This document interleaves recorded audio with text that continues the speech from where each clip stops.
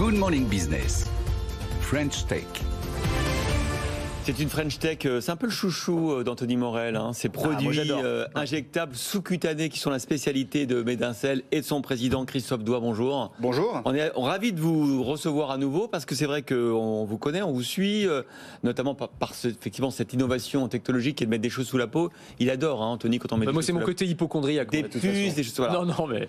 Et là, vous avez d'ailleurs 3 traitements en cours d'homologation et de phase 3 même, je crois. Oui. Redites-nous un peu, quelle est votre spécialité chez Medincell? En fait, c'est simple. Hein. Un des plus grands enjeux en santé, c'est que les patients prennent part leur traitement. Et d'ailleurs, l'OMS l'a mis comme priorité, même avant le développement de nouvelles molécules. Un patient sur 2, dans toutes les indications, dans tous les pays, ne prennent pas ou prennent mal leur traitement. Ils oublient, quoi. Ils oublient. Hein. Vous et vous d'ailleurs, autant que moi. Et c'est un vrai enjeu. Medincell apporte une solution en transformant donc cette prise de comprimés, qui demande un suivi, par une petite injection sous-cutanée qui va diffuser le médicament pendant une période très longue et puis disparaître avant la prochaine injection. Et cette durée, ça peut être 1 mois, et on a même un produit qui fait 6 mois. 6 mois. Génial. Et Ça c'est le disparaît médecin qui fait, genre, à la fin de la consultation, le médecin me fait Alors, la dans piqûre. certaines indications, c'est le médecin, parce qu'il doit s'assurer du suivi du patient, mais dans d'autres, on travaille sur les auto-injectables.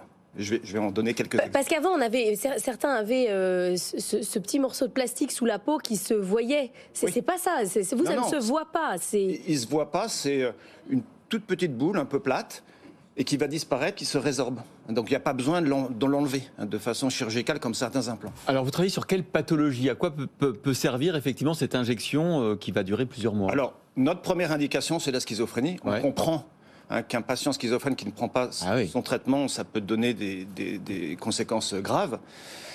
Et notre premier produit, on le fait en collaboration avec le grand labo international Teva Pharmaceuticals, qui en a financé le développement, qui a fait le développement clinique et qui va en démarrer la commercialisation. Et quand je dis EVA, c'est demain, puisqu'on attend l'approbation début 2023. Vous êtes un peu le BioNTech de ce labo qui s'appelle Teva.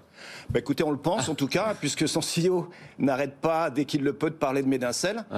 Il parle de ce produit comme un produit qui pourrait devenir le produit préféré des patients.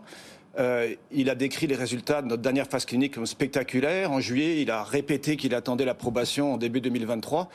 C'est un gros enjeu. La gamme de produits qu'ils attaquent avec ça, qui sont aussi des injectables longue action, mais de première génération, c'est 4 milliards aux États-Unis. Et c'est quoi les autres pathologies alors sur lesquelles on peut imaginer que ces nouveaux types de produits fonctionnent? Alors en schizophrénie, on a 2 collaborations avec Teva, et puisqu'ils ont annoncé la semaine dernière qu'ils allaient démarrer la phase 3 d'un deuxième produit en schizophrénie, complémentaire du premier. Une de nos collaborations emblématiques, c'est évidemment celle qu'on a avec la fondation Bill et Melinda Gates, puisqu'on va développer un contraceptif injectable, auto-injectable cette fois-ci, biorésorbable, de durée 6 mois avec des molécules de nouvelle génération. Génial. Vous comprenez l'impact dans un contexte, notamment aux États-Unis, qui est assez difficile dans la régulation des naissances, dans certains États.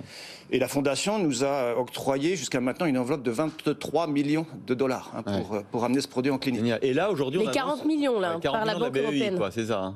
Voilà. Alors ça, c'est une superbe nouvelle. C'est la 2e fois que la BEI nous fait confiance. Et elle nous la Banque européenne d'investissement. Voilà, elle nous le fait. C'est évidemment un institut prestigieux. Et elle nous le fait pour nous aider à continuer à développer notre technologie et à l'étendre dans des produits supplémentaires. C'est quoi les avantages de cette technologie, au-delà du fait de lutter pour l'observance thérapeutique, qui est un des énormes enjeux, mais par exemple en termes d'effets secondaires, est-ce qu'il y en a moins que lorsqu'on avale un médicament de manière traditionnelle? Est-ce qu'on va pouvoir aller vers plus de personnalisation, peut-être qu'avec des molécules comme celles qu'on utilise aujourd'hui? C'est une super question. Alors, je l'ai dit, le premier avantage, c'est que le patient, il prend son traitement. Et ça, c'est fondamental. Le deuxième, c'est que aujourd'hui, quand on prend un comprimé, on a des pics de concentration. Ça monte, ça descend. C'est ça. Quand ça monte, on a plus d'effets secondaires. Quand ça descend, on n'est pas au niveau thérapeutique. Et là, on le lisse. Donc, dans beaucoup de cas, on peut réduire la dose en améliorant le profil du médicament. Et ça, c'est aussi fondamental. On voit l'immense potentiel qui est devant vous. Pour l'instant, 8 millions d'euros de chiffre d'affaires, c'était l'an dernier. Oui. Si ça continue, the sky is the limit pour vous. Tout à fait. Tout à fait. C'est pour ça que la BEI nous aide. Début 2023, c'est une étape fondamentale. Je pense qu'on sera la première société de biotech française à avoir un produit sur le marché aux États-Unis avec un potentiel de blockbuster. Ouais. Et il y a tout le reste du portefeuille derrière. Et du coup, l'introduction en bourse, c'est pour quand? On est déjà en bourse. Ah, vous êtes déjà en bourse, pardon. Parce que la BEI, je crois que c'était... D'accord, oui. Non, octobre 2018. Octobre 2018. Voilà, et qu'est-ce qu'a fait l'action depuis, du coup? Alors, l'action a eu des hauts et des bas, en fonction de nos nouvelles, en fonction du marché.